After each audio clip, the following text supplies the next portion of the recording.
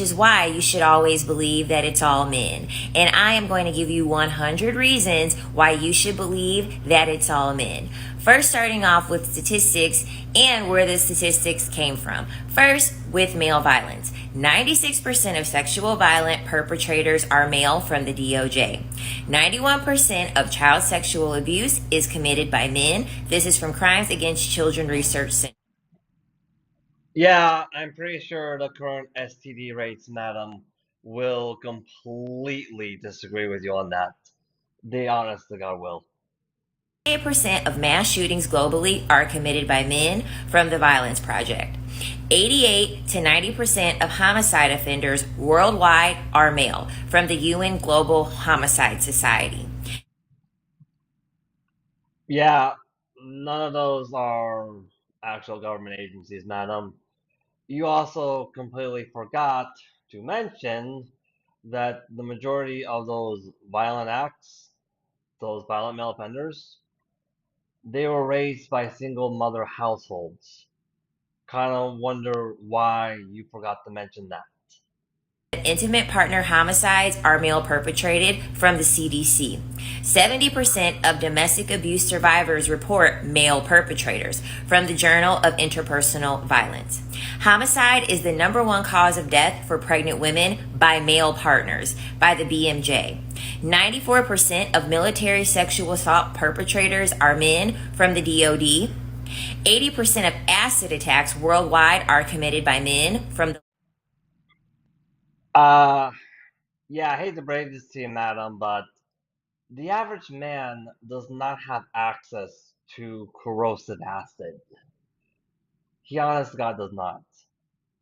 And also, once again, the majority of those sources you're claiming, they are not actual government agencies. They really are not. So we could just throw those out right now. 10 men are the majority of human trafficking perpetrators, UNODC, so that was number 10. Next, in regards to emotional laziness and empathy deficits, men consistently score lower in emotional intelligence from the APA.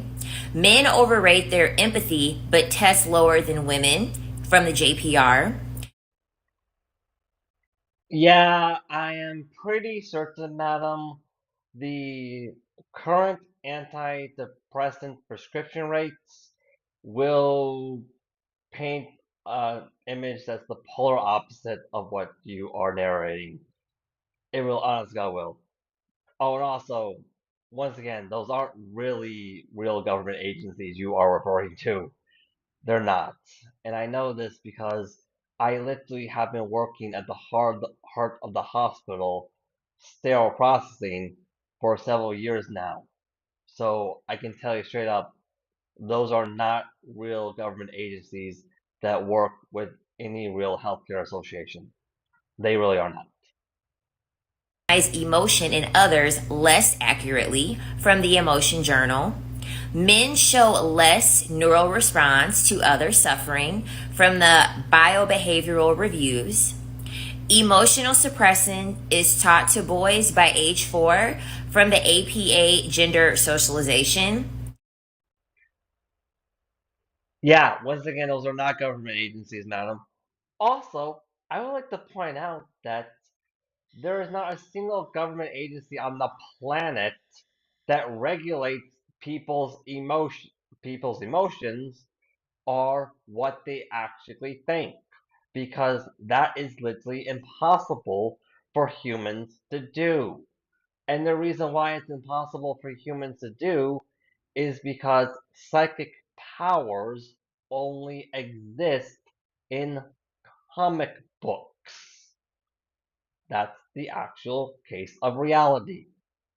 Externalize distress through violence more than women from the JCP. Next set of statistics is in regards to cheating, lying, and workplace fraud. Men cheat at 2 times the rate of women in relationships from Yeah, I'm pretty certain that the current fraternity fraud rate completely disagrees with you on that one, madam. It completely disagrees. Men lie more during job interviews from the HBR. Male negotiators lie more, especially to women, from the JESP. And Yeah, madam, I'm fairly certain that the current female unemployment rates will completely disagree with you on that as well. Completely disagree. Also, I like to point out that we already had an incident where, in another country, where there was a mass female strike, and it did not affect the that country's economy at all. In fact, it actually helped the economy, which I'm pretty sure would also disagree with you on that. And honestly, I will. relates with narcissism in men from the ASB. Men use moral licensing to justify betrayal from the JPSP. The next set of statistics are in regards to fatherhood, child neglect, and abuse. 90 to 95% of child sexual abuse is male perpetrated by the DOJ. Once again, madam, you are actively repeating yourself. And like we said before, the S the STD rates will completely disagree with you on that. They honestly God will. Likely to physically abuse children from the DHHS. Absentee fathers linked directly to youth poverty and crime from the JFP. Oh, really? Madam, you also completely forgot that the reason why most fathers are absent is because of our very male bias family court system. As for that first one you mentioned, I'm going to have to completely disagree with you. The reason why is because I've been working at the heart of the hospital, sterile processing, for several years now, and I can tell you straight up, the majority and by far the most severe cases of domestic violence, as well as domestic violence that happens to children that get treated at hospitals, happen to be done by a female perpetrator. And the reason why is because women have a lot more reasons to believe they're going to get away with it. They really do. Percent of non custodial fathers see their children weekly from the Pew. Present fathers still do less than 30% of parenting labor from the JMF. And how would you define parenting labor, madam? Are we talking about paying the bills for that child, even if that child is not really his? Because I find that parenting labor as well. Are we talking about trying to be in the child's life when the mom is not letting that happen because she's prioritizing a vendetta against a man over raising the child? All right, well, that's all we're going to do today.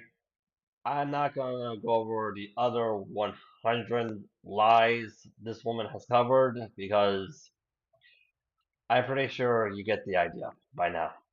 You really do. I think I'll go make dinner now.